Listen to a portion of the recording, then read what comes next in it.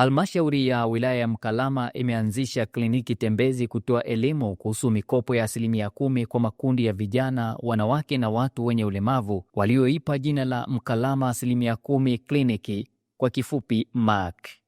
Akiwasilisha kuhusu hali ya utoaji wa mikopo ya 10%, mkurugenzi mtendaji wa halmashauri ya wilaya ya Mkalama Bi Asia Mesos amesema katika mwaka wa fedha 2025-2026 halmashauri tayari imetoa jumla ya shilingi milioni 290 kuanzia mwezi Julai 2025 hadi Januari 2026 kwa vikundi 35 vya wajasiriamali. Katika mwaka wa fedha huu tulionao, yani 2025-2026, tayari tumeshatoa zaidi ya shilingi milioni 290 katika kipindi cha kuanzia Julai 2025 mpaka Januari 2026, ambapo vikundi 35 vimepata mikopo.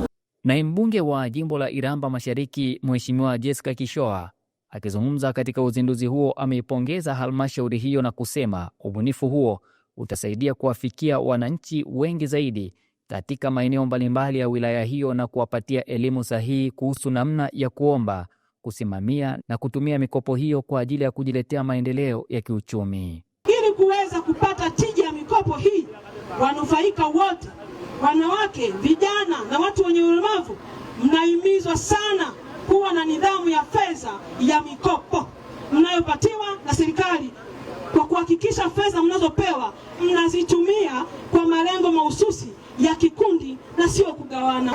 Kliniki hiyo tembezi inatarajiwa kupita katika kata zote 17 za wilaya ya Mkalama ili kuhakikisha wananchi wanapata elimu sahihi kuhusu mikopo ya 10% na namna bora ya kunufaika na fursa hiyo. Hii ni Open Online Media. Mimi ni Rabiameni Show.